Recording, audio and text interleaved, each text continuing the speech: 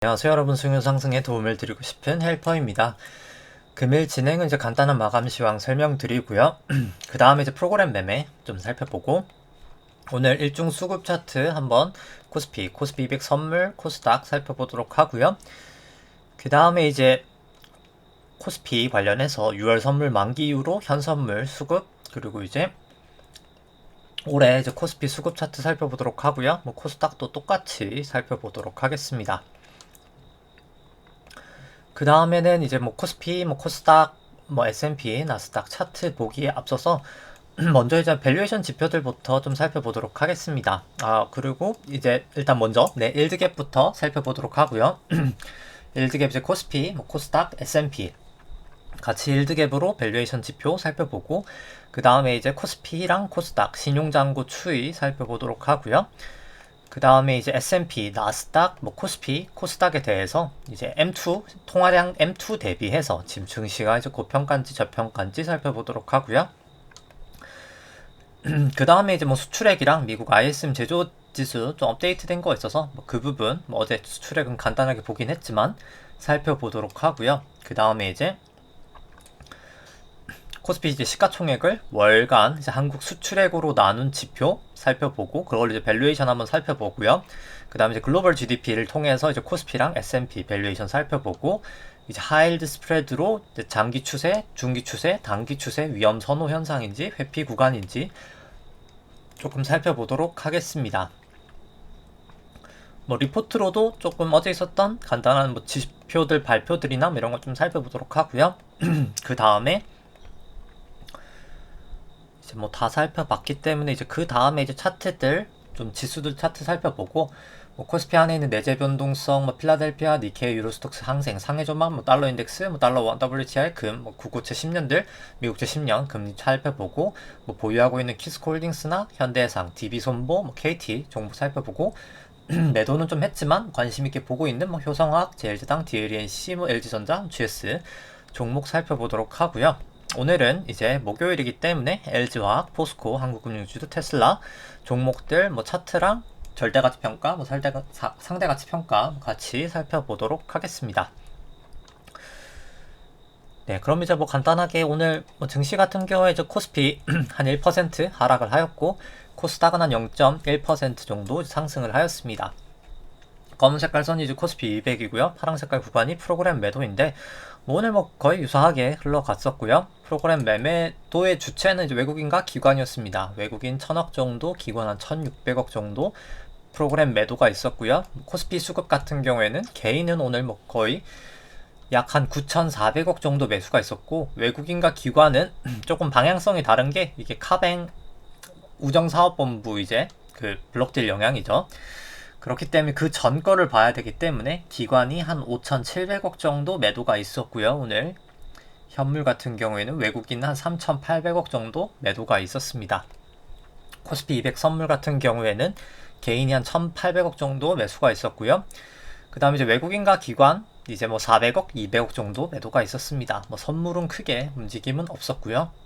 그 다음에 이제 코스닥 같은 경우에는 개인이 한 1,500억 정도 매수, 기관이 한 300억 정도 매도, 외국인이 한 800억 정도 매도가 있었고요. 누적 수급 같은 경우에는 코스피는 이제 연초는 아니고 이제 6월 선물 만기 이후로 이제 개인이 한 18조 정도 매수를 하고 있고요. 기관과 외국인은 매도를 하고 있습니다. 외국인이 조금 더 매도를 많이 하고 있고요. 선물 같은 경우는 이제 외국인이 조금 매도 포지션을 유지하고 있고, 개인과 기관이 소폭 매수를 하고 있고요. 그 다음에 이제 연초부터 봤을 때 개인 같은 경우 거의 한 69조 정도 되는 거 조금 약간 오류가 걸리고 있는데 거의 한 69조 정도 지금 매수를 하고 있는 상황입니다. 조금만 기다려 주시면 해결이 될 것 같고요. 기관과 외국인은 다 매도를 하고 있고, 이제 6월 선물 만기 이후로부터 이제 개인 같은 경우에는 코스닥도 3.2조 매수 중이고, 외국인 소폭 매수, 기관이 매도 중이고요. 선물 같은 경우에는 기관 매수, 외국인 개인은 이제 매도 중입니다. 연초부터 해서는 개인이 약 한 11조 정도 매수 중이고요. 특히나 좀 기관이 코스닥 같은 경우는 좀 매도를 많이 하고 있습니다. 수급 같은 경우는 사실 상당히 좋지 않다라고 사실 다 생각이 되고요. 이렇게 개인만 매수하는 장은 좋지 않다라고 보여지고, 차트들 보기에 앞서서 일단 밸류에이션 지표들 먼저 살펴보면, 일단 뭐 일드갭부터 살펴본다고 하면 일드갭은 이제 주식 안에 있는 기대 수익률을 국고채 10년 금리로 이제 차감을 한 수치고요. 높을수록 저평가, 낮을수록 고평가입니다.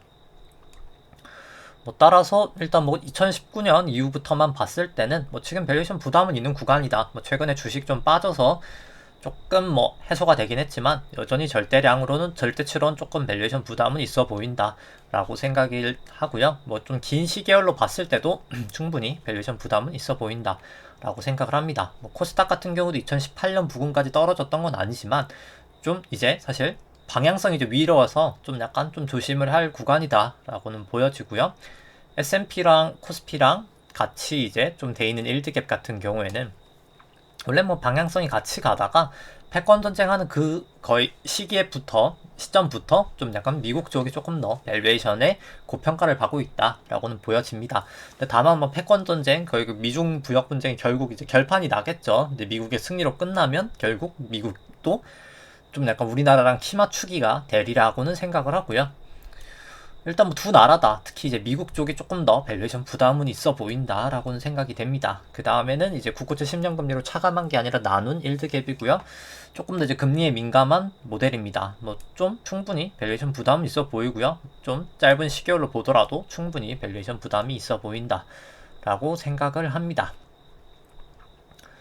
그리고 이제 뭐 신용잔고 살펴보시면은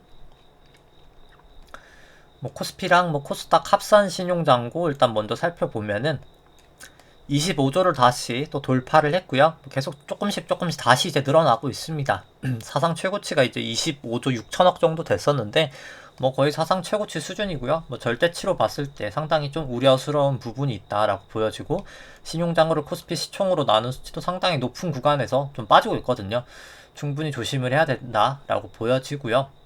그 다음에 신용잔고 증감 속도 같은 경우도 하락을 하고 있는데 하락을 할 때가 항상 좀 위기 구간이었기 때문에 조심을 할 필요성이 있어 보이고 뭐 코스닥은 차트만 보여드리고 뭐 설명은 따로 생략하도록 하겠습니다. 뭐 거의 유사하기 때문에 생략하도록 하고요.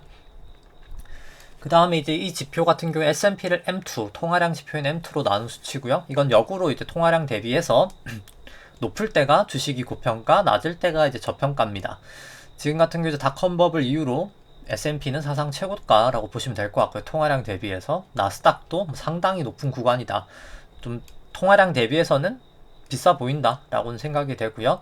시가총액, 코스피 시가총액을 M2로 나눈 지표도 2018년 거의 고점 부근 정도에서 좀 빠지고 있기 때문에 충분히 좀 조심할 필요성이 있어 보인다 라고 이제 코스닥도 똑같이 그런 모습인 것 같습니다. 그 다음에 이제 뭐 매크로 지표 좀 살펴보면은 일단 월간 한국 수출액 같은 경우 어제 발표가 됐었죠. 좀 증감률이 떨어지던 게 올라가긴 했습니다만 일단 절대치 자체가 떨어지고 있는 것은 좀 저는 좀 부정적이다라고 보여지고요. 그렇기 때문에 소폭 이렇게 반등하는 걸 보실 수가 있습니다. 이게 높을수록 안 좋은 거거든요. 시가총액 나누기 이제 월 수출액이. 그래서 뭐 일단 좀 좋아 보이진 않는다라고는 뭐 생각이 되고요.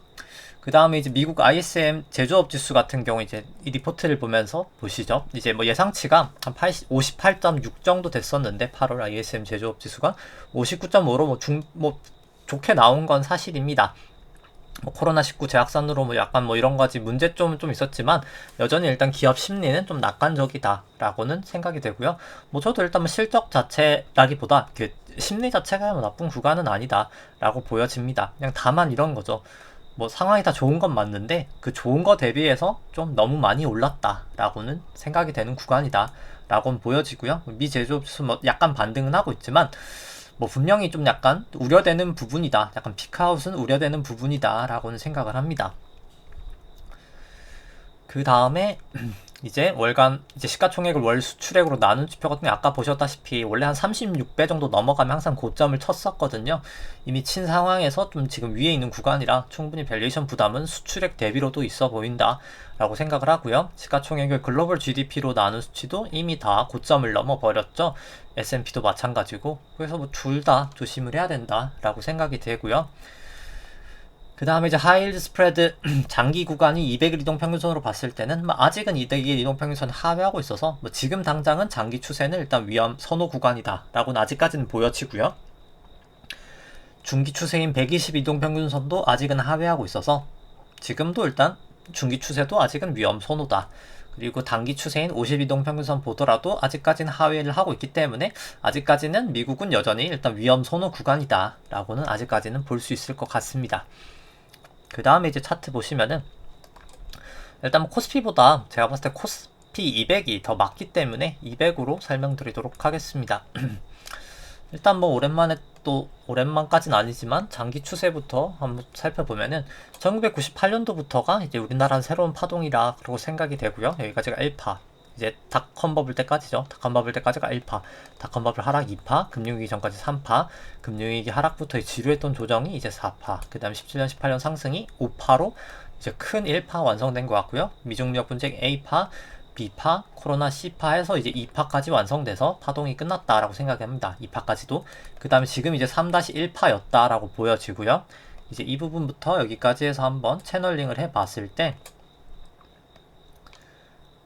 이렇게 올려놓으면은 뭐 거의 딱 다음 부분에서 떨어지거든요. 이제 코스피 200으로 봤을 때. 뭐 그렇기 때문에 여기가 이제 고점이지 않았을까. 여기가 이제 3-1에 고점이지 않았을까. 엘리어트 파동상 생각이 됩니다. 지금 이제 3-2일 가능성이 좀 높아 보이고요. RSI나 MACD 뭐 다 매도 시그널을 나타내고 있어서 뭐 일단 저는 그럴 가능성이 지금 높아 보인다 라고는 생각이 됩니다. 그 다음에 이제 일봉으로 3-1파부터 이제 3-2파 살펴보면 여기가 3-1파, 1파, 2파, 여기가 3파, 4파, 여기가 이제 5파였었다 라고 보여지고요. 여기 이제 2파부터 4파를 이렇게 그어서 3파 고점 위에다가 올려놓으면 채널링을 할 수가 있거든요. 이렇게 봤을 때 여기 고점 다 있는 거 봤을 때도 이제 채널링은 유효했던 것 같고 결국 매도를 한다면 이 부분에서 딱 매도를 하면 좋았다 라고는 생각이 되고요.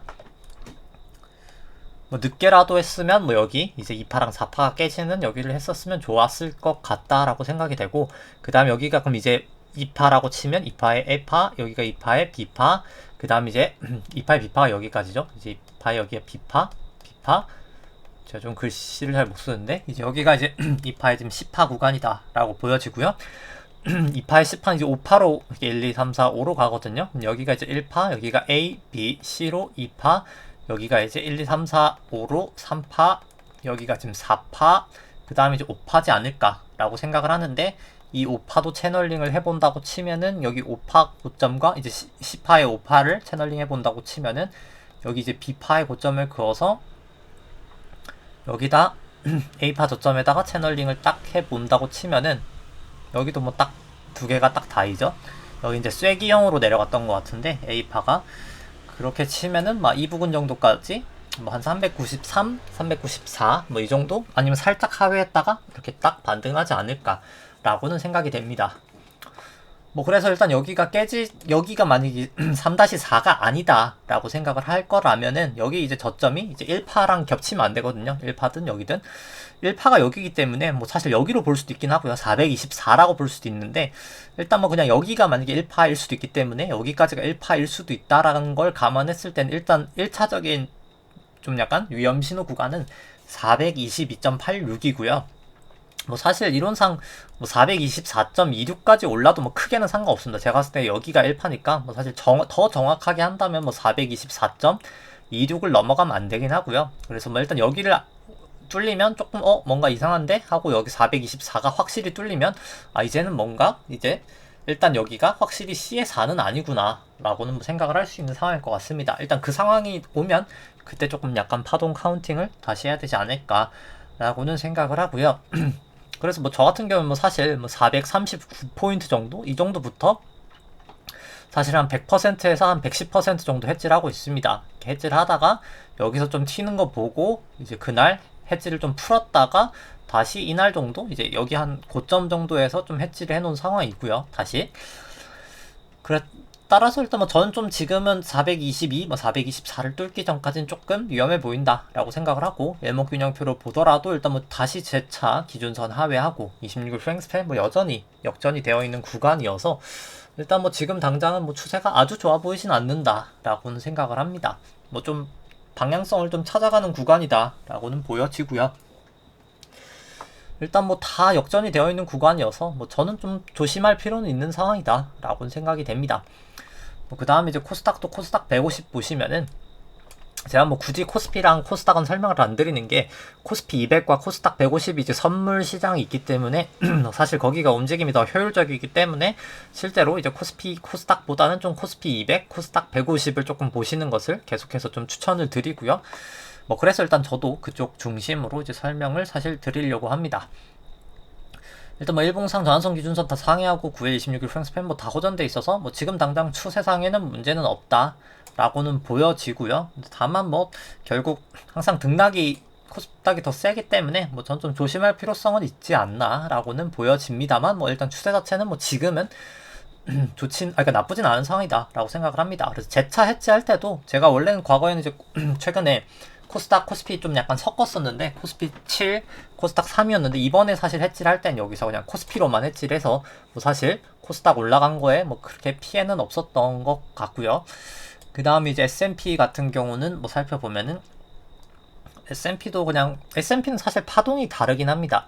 장기 파동으로 봤을 때 뭐 사실 S&P는 이제 기나긴 파동이 여기 이제 큰 A파, B파, C파 끝이 나고 여기가 이제 새로운 1파다. 이제 새로운 파동이다 라고 보여지고요. 닷컴버블 이후로가 여기가 1파, 여기가 2파, 여기 3회1, 3회2, 3회3, 3회4, 3회5, 3파. 여기가 이제 삼각형으로 4파.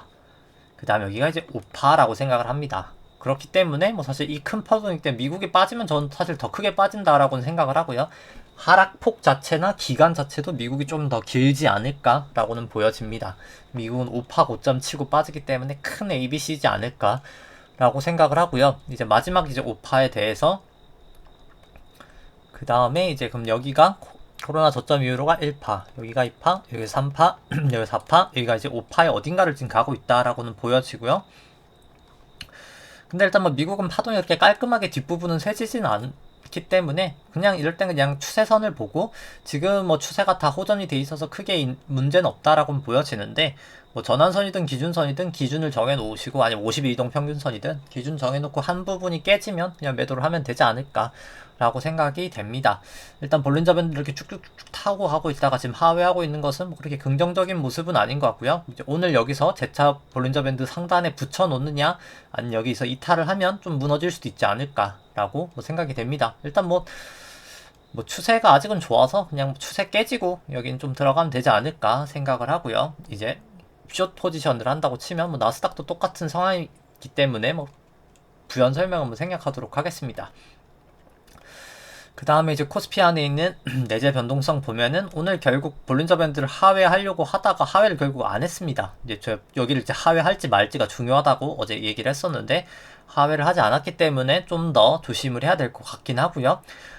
이제 여기서 다 재차 이제 26일 후행 스팬 호전까지 되면서 이제 다시 호전이 되면 그 부분은 좀 주의를 해야 될 것 같습니다. 구름대를 지금 넘냐 마냐가 뭐 상당히 좀 중요하리라 생각을 하고요.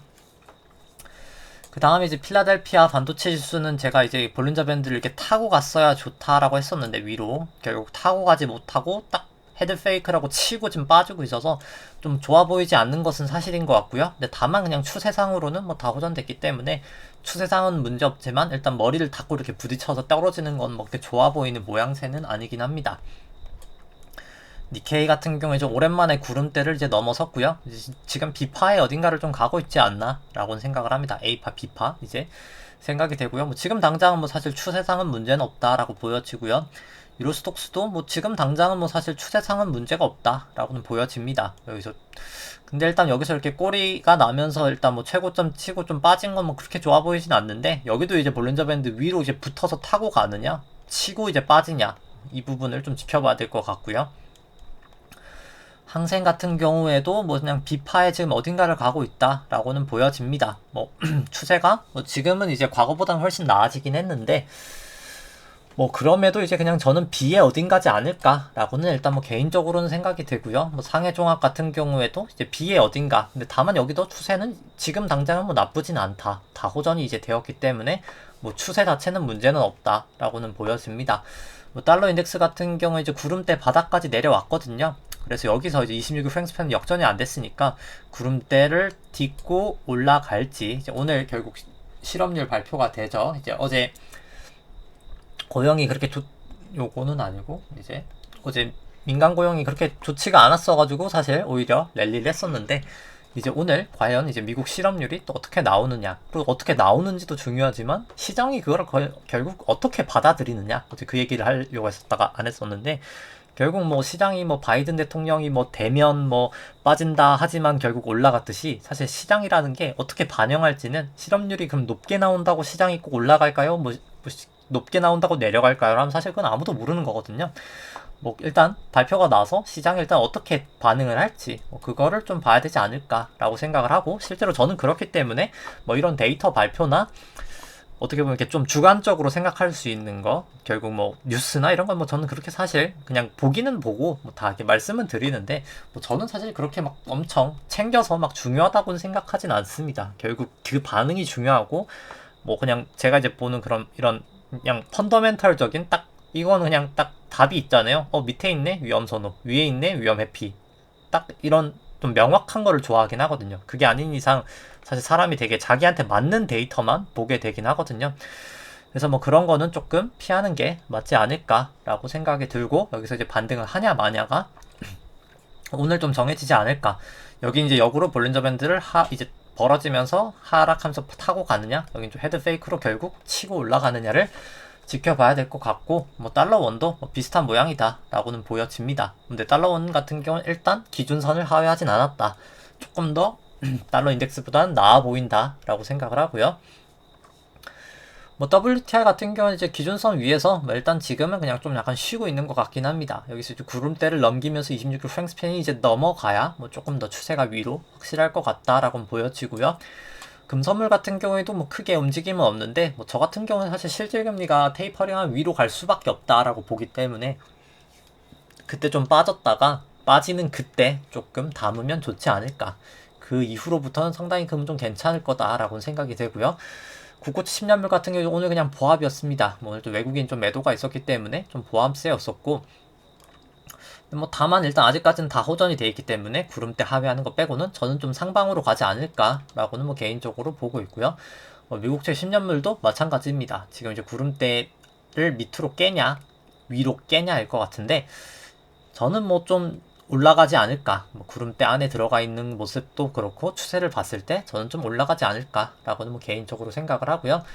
그 다음에 이제 키스홀딩스 같은 경우에는 뭐 사실 상당히 추세가 지금 딱 좋다라고 생각을 합니다. 오늘 뭐 이렇게 좀 꼬리가 살짝 나긴 했지만, 오늘 그래도 상당히 꼬리가 나면서 제가 봤을 때 이게 좀 뭐라고 해야 될까요? 이제 손바뀜이 좀 나고 있는 것 같거든요. 이제 거래량이 터지면서 이렇게 올라가는 건 상당히 좋은 시그널이기 때문에, 딱 올라갈 때 이제 여기서 생각보다 좀 뭐라고 해야 될까요? 이제 힘들고 지치셨던 분들이 많을 거라고 생각을 합니다. 여기서 약간 기간 조정할 때 여기서 이제 막 좀 샀던 분들이 이 부분에서 샀던 분들이 드디어 신고가구나 하고 이제 좀 마음 편하게 이제 이익 실현을 할 수 있겠구나, 이게 뭐 제 희망사항일 수도 있겠지만, 근데 실제로 패턴이 이렇거든요. 실제로 이제 올라갈 때 뚫릴 때 보통 이제 그런 거 이제 기린형이다 라고 하는데, 이런 것처럼 이제 기린형이다, 길게 나오면서 거래량 터지는 걸 기린형이라고 하거든요. 이렇게 기린형 거래 패턴들이 항상 나올 때, 이럴 때 이제 손바뀜이 나는 거거든요, 결국에. 근데 그러면서 이제 중요한 건 양봉으로 끝이 나야 됩니다, 일반적으로. 이제 이런 데서도 다 결국 꼬리는 달렸지만 다 양봉이긴 하잖아요. 결국 이제 올라가는 추세에서 이런 모습이 나타나야 되거든요. 거래량 터지면서 다 양봉이죠. 보시면 이 꼬리가 있었던 부분, 여기선 또 아니긴 한데, 뭐 아닌 부분도 당연히 뭐 100%는 아니니까. 근데 이제 중요한 것은 대부분 다 이제 그런 상황이고, 오늘도 어떻게 보면 약간 좀 기린형 패턴이어서 좀 약간 좀 손바뀜이 나는 상황이다 라고는 보여지고, 뭐 상당히 괜찮은 추세다. 딱 볼린저 밴드를 크게 이탈하지 않으면서 올라가서 뭐 상당히 그냥 이렇게 천천히 올라가는 게 전 더 좋다고 보거든요. 딱 좋은 상황이다. 물론 뭐 상상 뭐 이렇게 가면 제일 좋겠지만, 뭐 그렇게 갈 수 있는 확률 자체는 뭐 사실 매우 드물고, 그런 건 뭐 너무 그냥 로또가 당첨되는 특이 케이스이기 때문에, 그냥 지금 딱 올라가는 거는 딱 이렇게 차근차근 가는 게 뭐 가장 좋지 않나라고는 보여집니다. 그래서 뭐 추세상으로도 뭐 전화선 기준선 뭐 다 호전돼 있고, 뭐 여러 가지 다 호전돼 있기 때문에, 뭐 지금 딱 기간 조정, 뭐 살짝의 가격 조정 받고 딱 반등해서, 이게 괴선들 딱 모인 상황에서 딱 반등해서 뭐 가장 좋아 보인다라고 생각이 되고요. 추세의 모습은 뭐 키스홀딩스 같은 경우에 현재 주가 한 22,000원 정도 되고, 나머지 실적 전망치 이 정도 나온다라고 감안을 했을 때, 뭐 그래도 한 68,000원 정도, 한 200% 정도 상승 여력은 있다라고는 보여집니다. 뭐 그 다음에 이제 현다해상이나 뭐 DB손보 살펴보시면 뭐 특별하게 뭐 차트는 크게 다르진 않은데, 뭐 일단 현대상이 조금 더 차트는 안 좋고요. 뭐 그래서 현대상은 근데 그럼에도 불구하고 아직 26일 프랭스팬 호전되어 있고 50일 이동평균선에서 계속 지지는 받고 있어서 뭐 저는 좀 반등하지 않을까라고는 보여지고요. 뭐 DB손보 같은 경우에 조금 더 추세가 좋기 때문에 전환선 기준선을 재차 다 상회를 하면서 이제 다 호전된 모습입니다. 뭐 저는 그래서 금리랑 같이 좀 가지 않을까라고 특히나 이제 중기적으로는 좀 보고 있고요. 이제 안에 있는 기대 수익률을 봤을 때 이 파란 색깔이 주가고요. 연두 색깔이 기대 수익인데, 기대 수익은 당연히 높을수록 좋은 거고 낮을수록 고평가인데, 충분히 뭐 DB손보가 현대상보단 좀 비싸긴 하지만 뭐 밸류에이션 충분히 그래도 과거 대비해서 싼 구간이다 라고 보여주고, 현대해상은 좀 더 싸지만 단점이 있다면 좀 RBC가 낮다, 자본 적정성이라고 하는데 DB손보에 비해서는 조금 자본 적정성이 낮다, 뭐 이 부분이 조금 리스크 요인이다 라고는 보시면 될 것 같습니다. 그 다음에 이제 뭐 KT 같은 경우는 오늘 뭐 좀 하락을 했고요. 이제 다시 좀 구름대 바깥으로 살짝 이탈을 했습니다. 이제 여기서 이제 딱 26일 프랭스팬 호전이 깔끔하게 됐으면 좋았는데 뭐 조금 내려온 건 살짝 아쉽고요. 근데 일단 뭐 전환선은 상회하고 있어서 일단 여기서 재차 이제 기준선 구름대 넘기면서 일단 26일 프랭스팬이 조금 돌파가 돼야 되지 않을까. 일단 전환선을 그럼 이제 역으로 하회하는지 역으로 이제 돌파를 하는지를 조금 지켜봐야 될 것 같고요. KT 같은 경우에는 뭐 현재 주가 한 33,000원 정도 되고 나머지 실적 전망치 정도 나온다 라고 감안을 했을 때 한 10만원 정도까지도 올라갈 수 있는 내재 가치는 보유하고 있다 라고 보여지고요. 그 다음에 이제 뭐 다른 거 이제 차트 살펴보면은 뭐 효성화학 같은 경우에는 일단 구름대를 넘지 못하고 이 볼린저 밴드도 타고 가지 못하고 딱 닫고 빠지고 있어서 일단 뭐 지금 당장은 좋아 보이진 않습니다. 갭도 메워졌죠. 여기 이제 갭이 메워지면 안 된다 했는데 갭이 메워졌기 때문에 뭐 일단 저라면 이제 구름대가 그냥 깨지고 위로 깨지고 매수를 하지 않을까라고 생각을 하고 그냥 지켜보고 있습니다. 기술적 반등이었을 수도 있겠다라는 생각이 들고요. 아직 확정은 못 짓겠지만, 그래서 전환선 기준선 여기서 지지를 하고 재차 반등을 할지 아니면 하회를 하면 이제 좀 매도를 해야 되지 않을까. 저는 뭐 보유하고 있지 않지만 뭐 그렇게 생각이 되고요. 그 다음에 뭐 효성화 근데 사실 내재 가치는 상당히 좋은 회사다. 결국은 오르는 주식이다라고는 생각을 합니다. 한 37만원 정도 되고 나머지 실적 전망치 이 정도 나온다라고 감안을 했을 때 전 뭐 그래도 한 100만원까지는 갈 수 있는 회사다라고 내재 가치로는 사실 생각이 되고요. 그 다음에 뭐 제일제당 같은 경우에는 일단 뭐 지금 추세가 그렇게 좋아 보이진 않는다 라고는 생각이 됩니다. 기준선하고 좀 이격도 있고 아직 26일 프랭스팬도 크게 역전이 됐기 때문에 조금 더 시간이 필요 보인다 라고는 생각이 되고요. 추세도 그렇고, 그 다음에 이제 뭐 제일제당 같은 경우 현재 주가 한 44만원 정도 되고 뭐 나머지 실적 전망치 정도다 라고 감안을 했을 때 한 71만원 정도까지 갈 수 있는 내재 가치는 보유하고 있다 라고 보여지고, 그 다음에 이제 뭐 DLNC 같은 경우에는 일단 여기 도지 찍고 딱 뜨고 뭐 좀 빠지고 있어서 막 그렇게 엄청 좋아 보이진 않는 건 사실인 것 같습니다.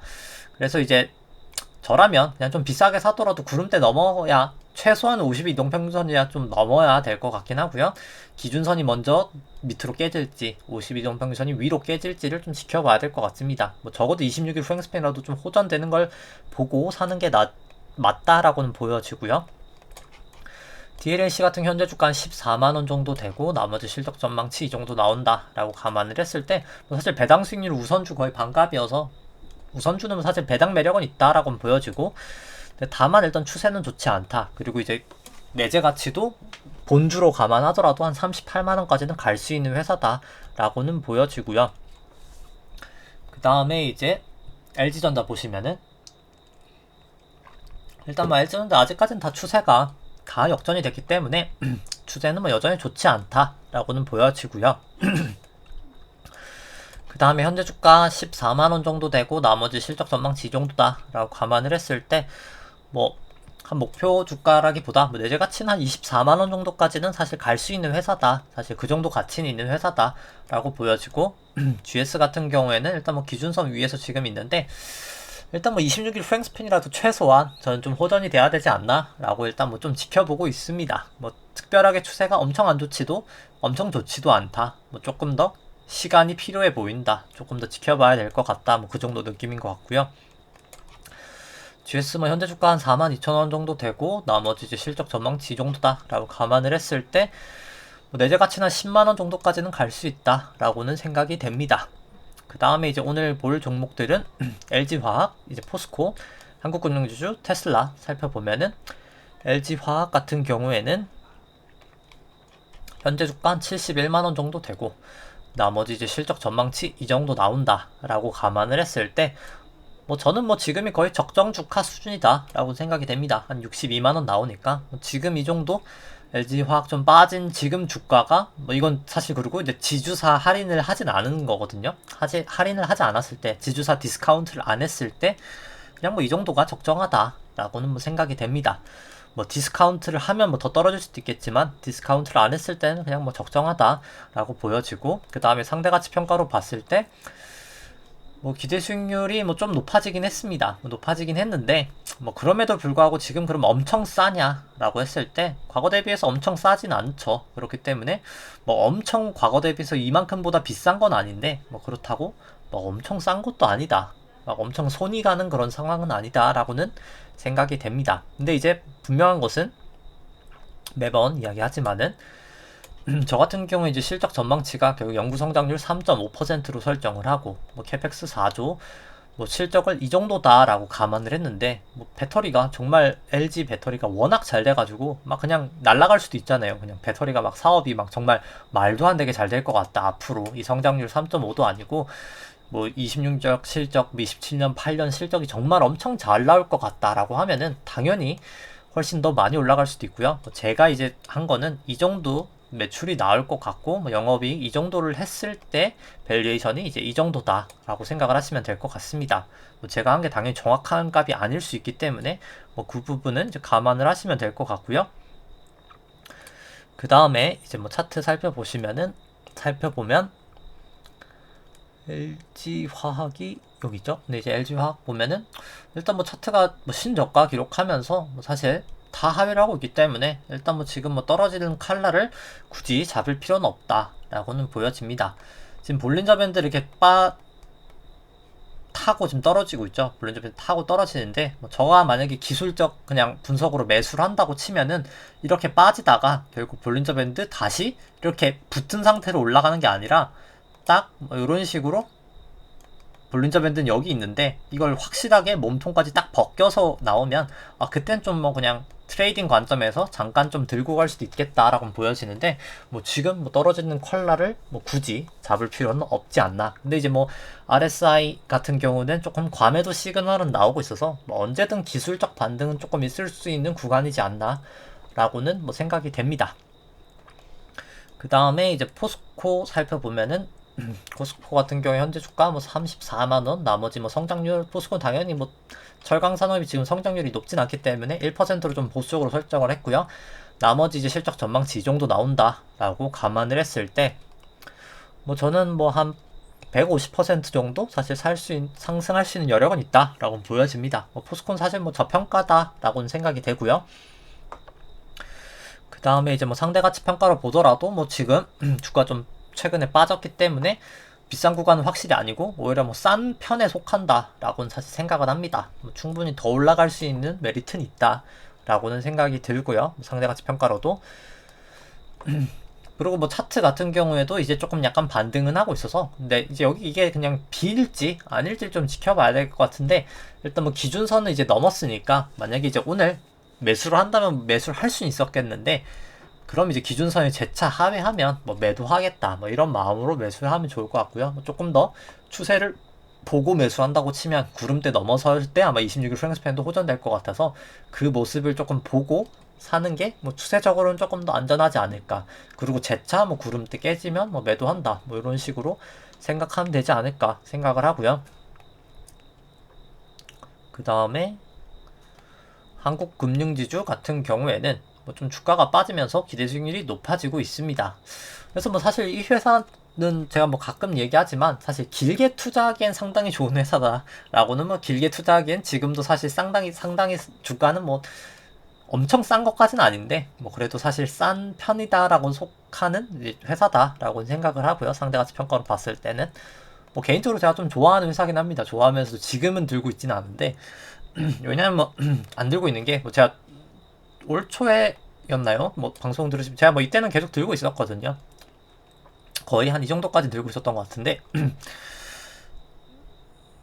제가 상당히 뭐 좋아하는 회사인데 뭐 지금 좀 만들고 있는 건 일단 뭐 지금 추세 방향이 좀 정해지진 않았습니다. 지금 추세선 다 모여 있죠. 뭐 웬만한 추세선들 지금 여기 다 모여 있어서 볼린저 밴드도 모여 있고 제가 봤을 때 이제 위든 밑이든 튈 거거든요. 그래서 그 부분을 좀 따라가면 되지 않을까라고 생각을 하고 뭐 저는 좀 밑으로 지금 빠질 수도 있지 않나라고는 사실 보고 있기 때문에 좀 확실히 좀 추세를 보고 대응을 하는 게 맞지 않을까 생각이 됩니다.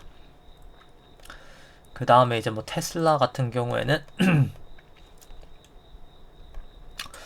보시면 뭐 테슬라 뭐 지금 뭐 그냥 추세가 나쁘진 않다라고 보여지고요. 전성기주가 뭐 9일 26일 프랑스편 뭐다 호전되기 때문에 큰 문제는 없고 이제 여기도 보시면 괴선들이 상당히 모여 있긴 하거든요. 지금 웬만한 주식들이 좀 그런 경우가 많습니다.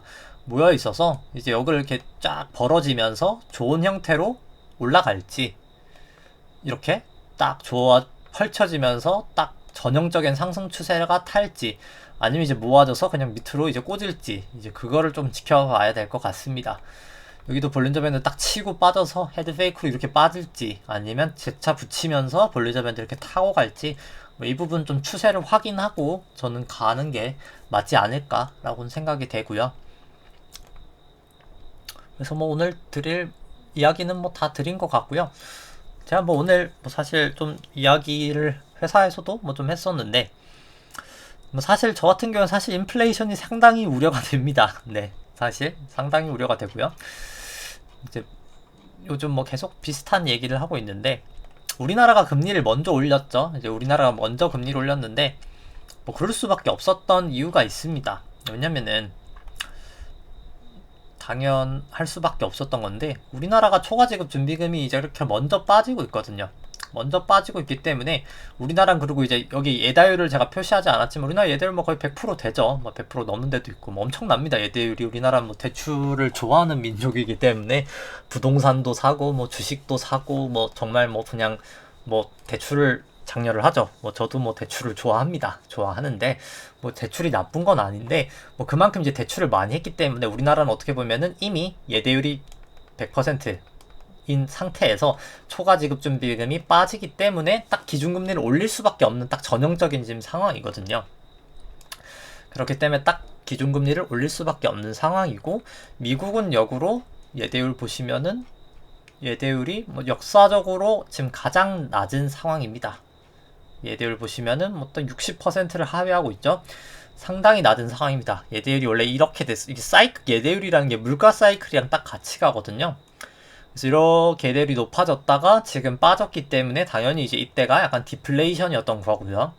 결국에 이제 재차 이제 예대율이 다시 올라갈 거기 때문에 이제 저는 인플레이션 시대가 올 거라고 봅니다. 이 잠들어 있던 이 보라 색깔 예금이랑 이 대출 격차가 상당히 지금 커져 있죠. 역사적으로.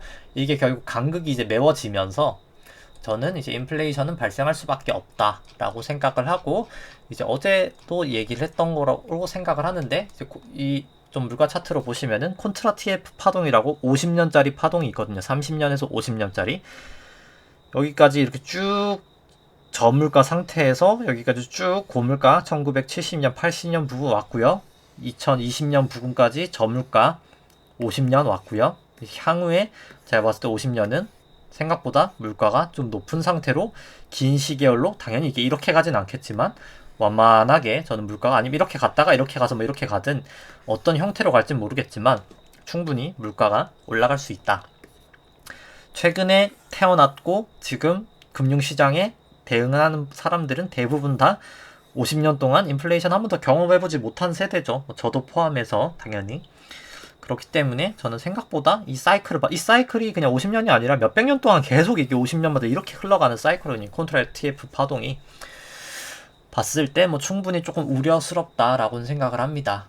그리고 이제 아무래도 이번에는 회색 코뿔소인 저는 결국 이 중국 쪽에서 특히나 이제 M1 나누기 M2 지금 중국 쪽에서 계속 노이즈가 나오고 있죠. 지금 말도 안 되는 이슈들이 워낙 많아가지고 사실 지금 문제가 좀 심각해 보이는데 결국 뭐 재분배한다고 지금 뭐 재벌들 돈 뺏어서 뿌리고 하는데 뭐 사실 그런다고 해결될 문제가 아니라는 건 뭐 여러분도 알고 저도 알고 다 알지 않을까요? 사실 그들만 어떻게든 지금 대처를 하려고 하는 것이지. 뭐 그렇기 때문에 이 M1 나누기 M2도 지금 이렇게 저점인 상황을 봤을 때 이게 없을수록 그냥 유동성이 고갈인 거거든요. 상대적인 의미로. 그러니까 중국이 달러가 없는 건 아닙니다. 달러는 많아요. 달러는 많은데 쓸 달러가 없는 겁니다. 결국. 그러니까 제가 뭐 예를 들어서 재산이 100조라고 치더라도 100조인데 쓸 수 있는 돈이 없을 수도 있는 거잖아요. 예를 들어서 뭔가 이제 다 투자하면은 예를 들어서 주식시장 떨어졌을 때 제가 살 수 있는 돈은 없는 거잖아요. 제가 100조가 있더라도 그런 의미인 거거든요. 앞으로 가용할 수 있는 현금이 없다는 의미입니다. 돈이 없다는 건 아니고.